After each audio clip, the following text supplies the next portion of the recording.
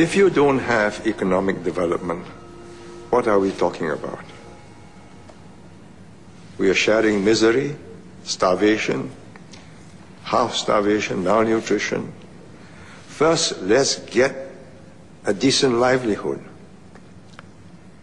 Then we can talk about superior forms of government. And democracy is a superior form of government. Singapore started out really as a fishing village with a port, a spit of sand with 3 million people. It now has a per capita GDP that is among the highest in the world. It is the most extraordinary case of economic development.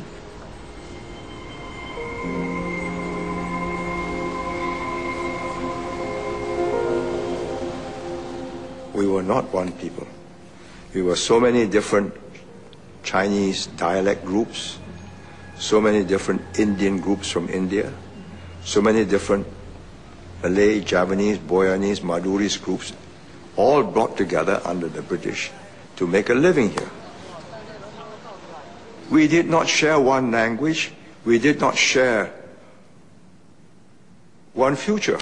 Right. So what are we talking about?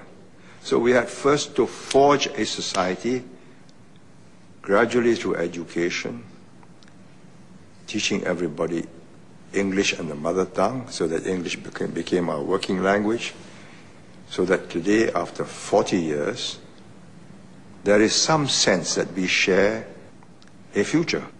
That if Singapore goes down, everybody goes down.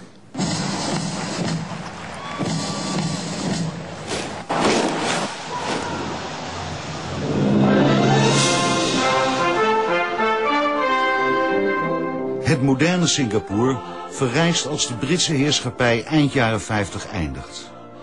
De jonge Lee Kuan Yew vormt de havenstad in korte tijd om tot een van de top-economieën van Azië. Maar dat kan hij alleen door zich van alles wat hem in de weg zit te ontdoen.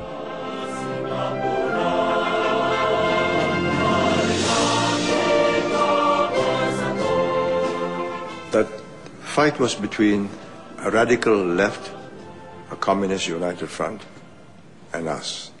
The communists decided to boycott the elections. They made a great mistake. We won all the seats.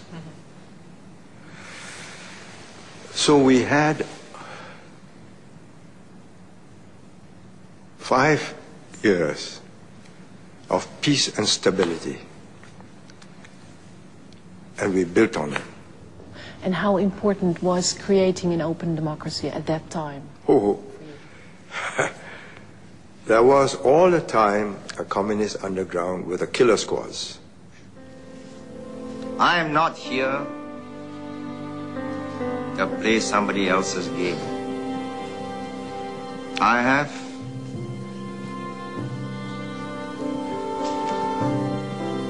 a few million people's lives to account for. And Singapore will survive. So you have to provide security so that people were not afraid. That took a long time. How did you establish that security? Well, gradually, by detaining all the dangerous people, detaining without trial, we were able to reassure the people that things were getting better. So you tell me, if you had to choose to live, and you could live in one of these African countries that is holding election after election, and nothing is improving in your country, and you have no freedom of property, you have no real rule of law, you have no rights, or you could live in a place like Singapore, which would you choose? I think we would not be here today if we implemented in full the original constitution the British gave us. What would happen? Disorder. Disorder. So we had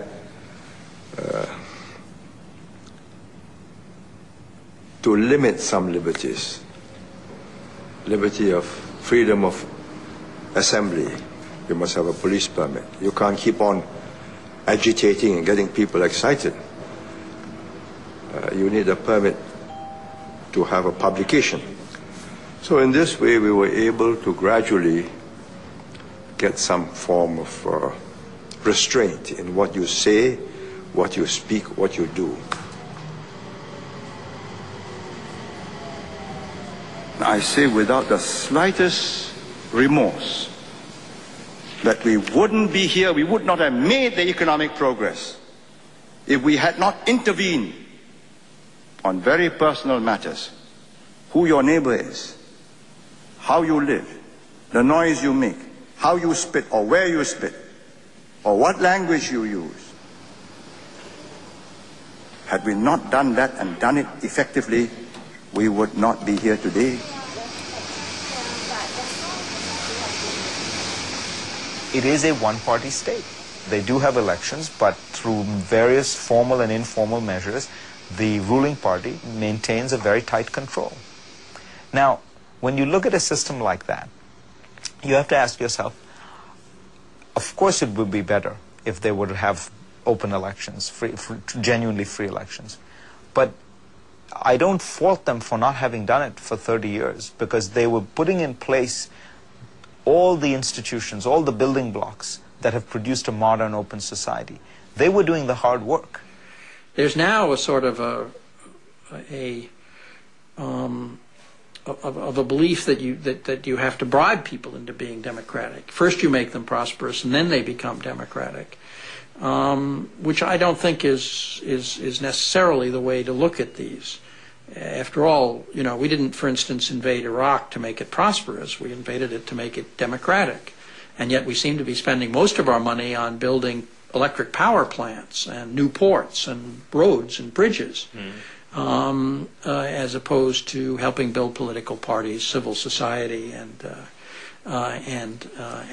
good governance. People here clamoring or asking for more participation in this, or more democracy, or how do you see that in the development? They want jobs. If they don't get jobs and they have no income and they can't feed their families, we have a revolution.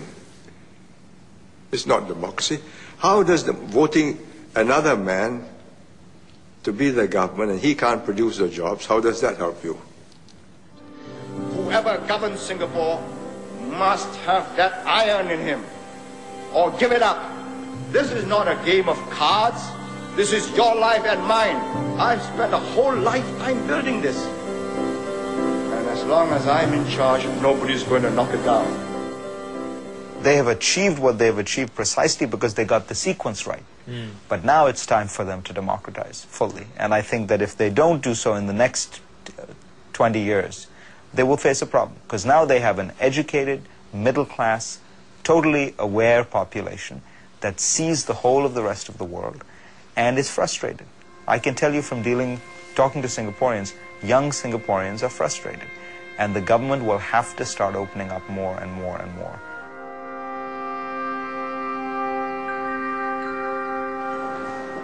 How do you engage young people, the next generation, to come into, to have that political engagement? That's not for me, that's for my successors. People now in their 40s and 50s. I'm over 80. I leave this to them to decide. They have to decide how they have to rearrange the social compact. I would be willing to advocate authoritarian rulers if I was sure that the country would get Lee Kuan Yew, not Mobutu or Marcos. The problem is there's no way of being sure of that. So I don't so much advocate in authoritarian rulers, but I say when you find a liberal authoritarian, a Lee Kuan Yew, or the regime in China, recognize that they are actually building the blocks of a civilized, modernized government that will eventually be open and pluralistic, will probably even be democratic.